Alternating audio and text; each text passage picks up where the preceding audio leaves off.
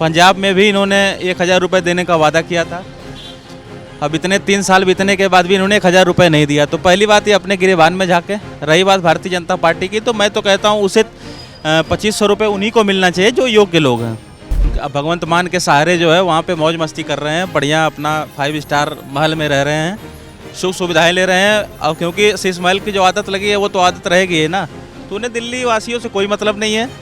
उन्हें तो अपना जो है बस भ्रष्टाचार करने हैं। वो पंजाब सरकार में भी कोई काम नहीं हो रहा है, वो उनको कभी जान का खतरा नहीं रहा है। ये ड्रामेबाजी नौटंकीबाज हैं, ये खुद ही हमला करवाते हैं अपने ऊपर। जो थप्पड़बाजी आपने देखी थी ये केजरीवाल ने खुद करवाई थी। नमस्कार, मैं शिवम चौबे और आप देख रहे हैं सौगंध टीवी। दिल्ली में भाजपा सरकार बनने के बाद तमाम बड़े बड़े वादे किए गए थे, जिनमें से एक मुख्य वादा था महिलाओं के खाते में पैसे डलवाने का। 8 मार्च की वो तारीख दी गई थी, पर तारीख तो बीत गई, वादा किया है अभी भी। उसके लिए रजिस्ट्रेशन चालू हो गई है, कुछ शर्तें भी रखी गई हैं, पर अब आम आदमी पार्टी ये विरोध दर्ज करा रही है कि वो महिलाओं को ठगा गया है। दिल्ली की जनता से जानेंगे सर, क्या महिलाओं को वाकई में भाजपा सरकार द्वारा ठगा गया है? क्योंकि आतिशी और तमाम आम आदमी पार्टी के नेता कह रहे हैं कि वादा किया था सभी महिलाओं को देने का, आप छटनी करने लगे। देखिए, पहली बात, आम आदमी पार्टी ये क्वेश्चन पूछने का अधिकार ही नहीं है उसके पास, क्योंकि उसने दिल्ली में भी वादा किया था 1000 रुपये देने का, चुनाव के पहले किया था, और 4-5 महीने बीत गए, चुनाव आ गया लेकिन दिया नहीं। पंजाब में भी इन्होंने 1000 रुपये देने का वादा किया था। अब इतने 3 साल बीतने के बाद भी इन्होंने 1000 रुपये नहीं दिया। तो पहली बात ये अपने गिरेबान में झाँके। रही बात भारतीय जनता पार्टी की, तो मैं तो कहता हूँ उसे 2500 रुपये उन्हीं को मिलना चाहिए जो योग्य लोग हैं। देखो, सरकारी खजाने पे असर पड़ता है, फिर विकास कार्यों में बाधा आती है, तो सरकार एक क्राइटेरिया बनाएगी और उन लोगों को देगी 2500 रुपये। जो लोग वाकई में जिनको मिलना चाहिए उन्हीं को मिलेगा।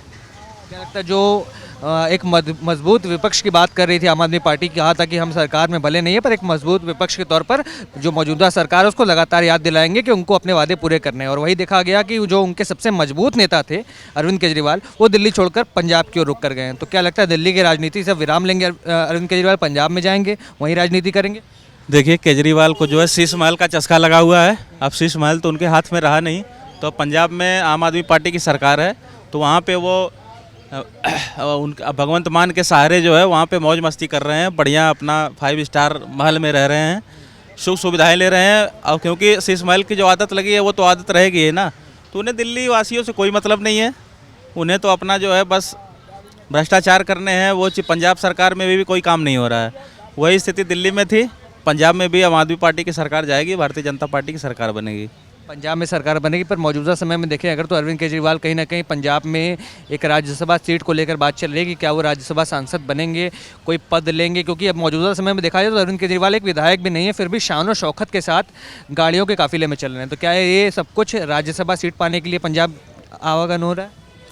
नहीं, पहली बात, आप किसी पद पे नहीं हो, प्रोटोकॉल में नहीं हो, तो आपको ऐसा उपयोग करना ही नहीं चाहिए। ये तो बेशरम है, बेशरम आदमी है केजरीवाल जी। इनको शर्म आनी चाहिए। जनता की जो गाड़ी कमाई, टैक्स की जो खून पसीने की कमाई है, उसका उपयोग कर रहे हैं।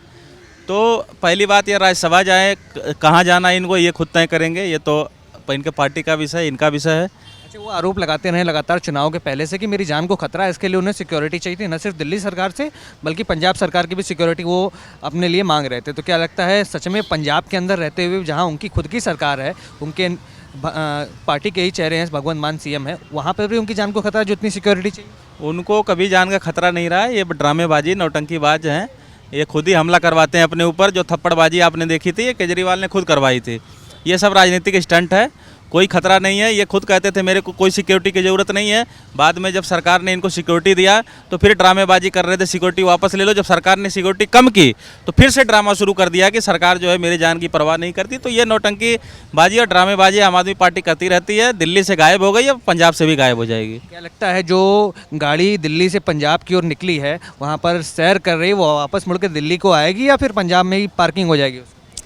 नहीं, वो गाड़ी तो उन पे डिपेंड करता है कि वो गाड़ी वहीं पे पंजाब में ही ख़त्म हो जाएगी पूरी राजनीति, ना दिल्ली आएगी ना वहाँ की भी राजनीति खत्म होने वाली आम आदमी पार्टी की। भारतीय जनता पार्टी की ही सरकार वहाँ पे भी बनेगी, क्योंकि पंजाब के लोगों को भी समझ में आ गया कि विकास के लिए एकमात्र विकल्प भारतीय जनता पार्टी है।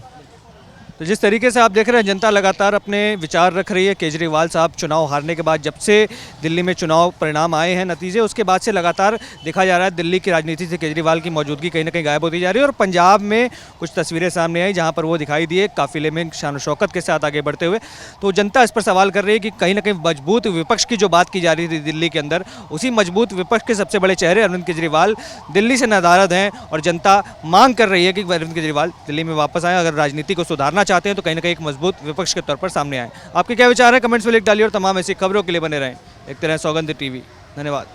आप देख रहे हैं सौगंध टीवी, सौगंध वतन की।